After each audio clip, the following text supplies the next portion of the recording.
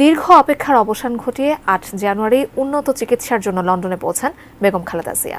সে সাথে অসংখ্য বাধা আর প্রতিকূলতা পেরিয়ে প্রায় ৭.৫ বছর পর মা খালেদা জিয়ার সঙ্গে দেখা হয় ছেলে তারেক রহমানের।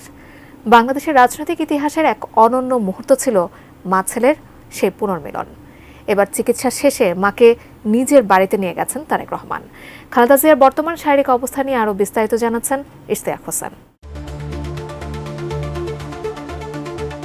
বাংলাদেশে প্রায় অর্ধযুগ জেলে বন্দী ছিলেন সাবেক প্রধানমন্ত্রী ও বিএনপির চেয়ারপারসন খালেদা জিয়া।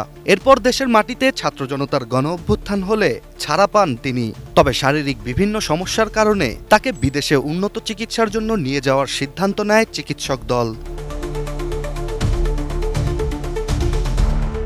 হাজারো প্রতিকূলতা, শোক বেদনার দগদগে স্মৃতি আর অজস্র যন্ত্রণা সহ্য করার পর অবশেষে বিদেশে চিকিৎসা নিতে লন্ডনে পৌঁছান বেগম খালেদা জিয়া, যেখানে চোখে জল আর হাতে ফুল নিয়ে অপেক্ষায় ছিলেন ছেলে তারেক রহমান ও বিএনপির একাধিক নেতাকর্মীরা।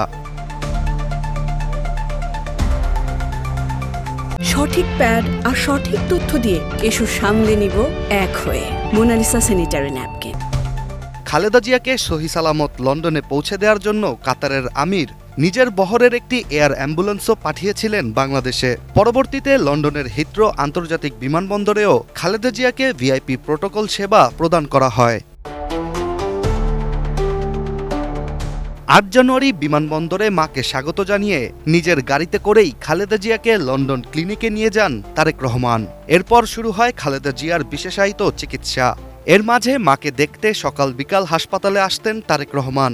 নিয়ে আসতে দেখা যায় বাড়ির তৈরি খাবারও। মায়ের প্রতি তার যে দায়িত্ব তা পালনের এই সুযোগে নিজের সর্বোচ্চটাই দিতে দেখা যায় তারেক রহমানকে। এদিকে চিকিৎসা শুরুর কয়েকদিন পর যুক্তরাজ্য বিএনপির সভাপতি এম এ মালেক এক সাক্ষাৎকারে বলেছিলেন, খালেদা জিয়ার শারীরিক অবস্থা অনেকটা স্থিতিশীল। তবে এবার ২৫ জানুয়ারি বাংলাদেশি সময় রাত ৩টায় খালেদা জিয়াকে নিজের বাসায় নিয়ে যেতে দেখা যায় বিএনপির ভারপ্রাপ্ত চেয়ারম্যান তারেক রহমানকে।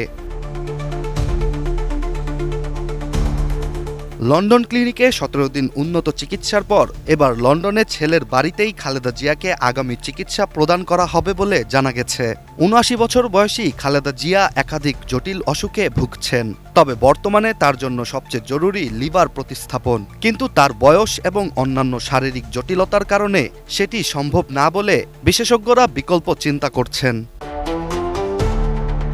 Ishtiaq Hossain, ATN news.